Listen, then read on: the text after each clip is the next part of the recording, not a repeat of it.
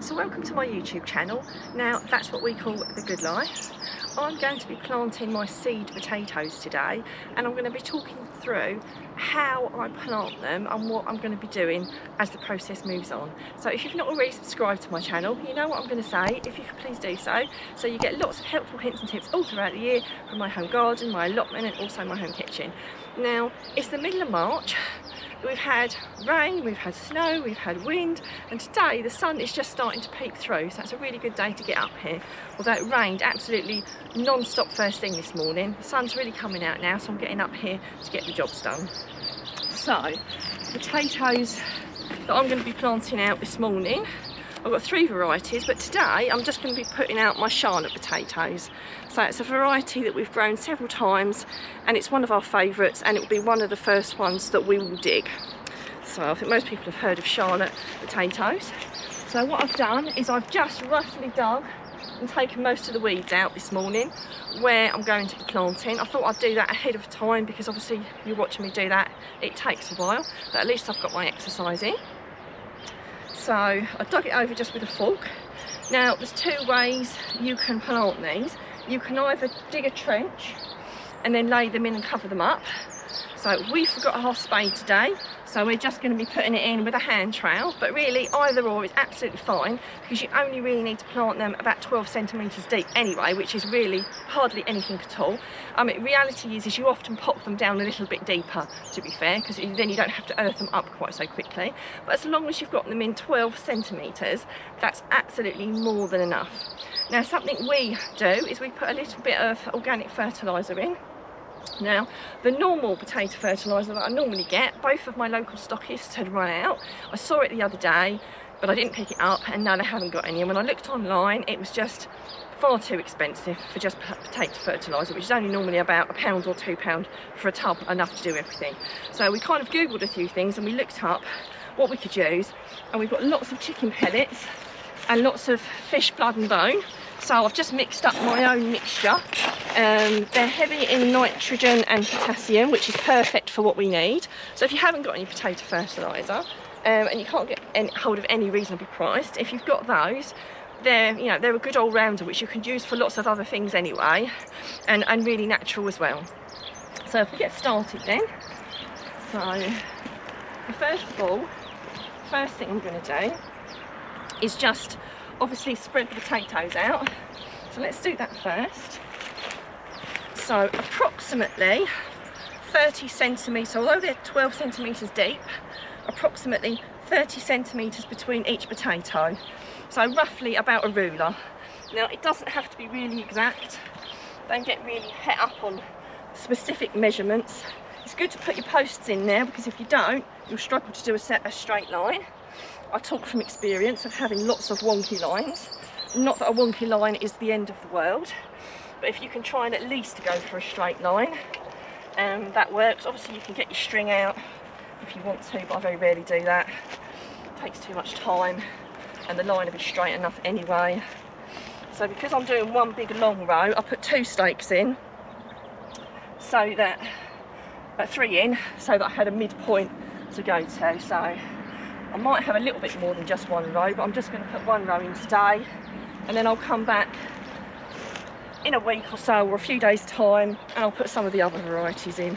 Like I say, I stage them in because digging a whole row and putting them all in, it can be a little bit tiring, and you don't need to get them all in one go on the same day. So there we go.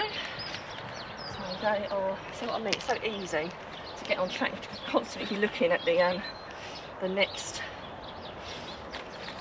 marker to make sure you're roughly on track. Like I say, it doesn't have to be exact. There's no straight line police on this allotment. We just do the best we can. I think I might just pop 1 more in just there, and that'll do me. So I've got a few left which I'll just pop out another day when I start putting the other ones in.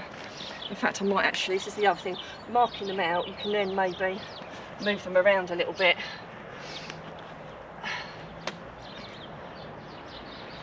Maybe move that one up a little bit, and that one in a little bit, so that they're roughly spread evenly.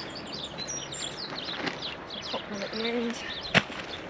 Oh, just had one jump out. So then we do just planting them down deep here. Quite clay soil. My allotment was really predominantly very clay indeed when we got it, and over time it does subside. I've got some really quite clay bits there. You could probably make a pot with that. It's so clayey. So I think I must have dug that from the side because that bit's not been dug over so much. So you just roughly put a handful in before you put the potato in, and I will sprinkle a little bit more of this over the top. And then just cover them. I will be earthing these up, but we'll talk about that a little bit later. We'll just get these potatoes in, like I said, 12 centimetres down, roughly, give or take. It's actually quite easy doing it like this, to be fair.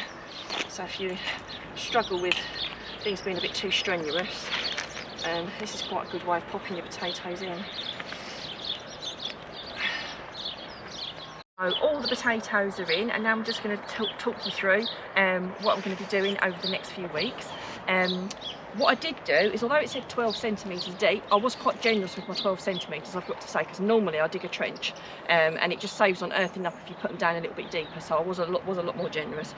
The mixed fertiliser that I put in a little bit with the potato, I'm just going to sprinkle just a little bit across the line, because as it rains, this will all gently go in. So just to give it a little bit more feed, so just gently sprinkling a mixture of the fish blood and bone and the chicken pellets that I've mixed up myself. So over the coming weeks and months, I will start earthing the potatoes up. Now there's no right or wrong ways of earthing the potatoes up, as long as you do it.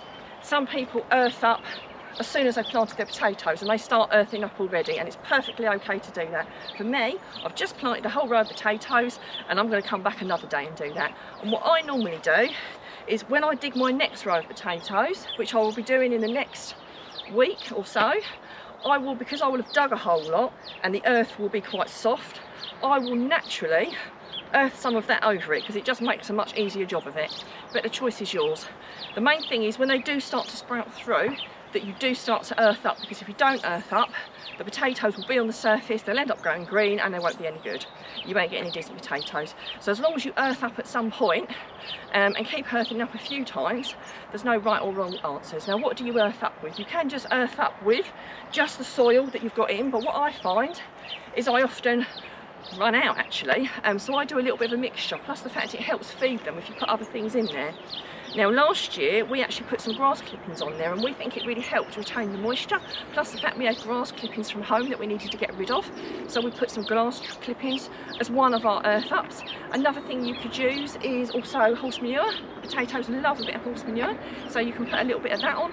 And also our composter, we can use some of the earth from our composter. So we'll be using a mixture of the earth from the ground, the composter, the horse manure and the grass clippings, and we will over time just earth them up every time they peek through. So we've got lots of exciting things happening over the next few weeks, and in my next video I will be unveiling the rhubarb, because we forced a little bit on, and I'll show you how that's doing.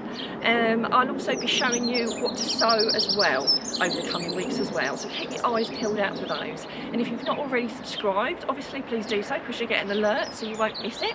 And if you've got any questions or comments, if you're planting your potatoes now and the varieties that you're planting, if you could let me know what you're planting, and if you've got any questions, please, as ever, do put them in the comments and we will answer them.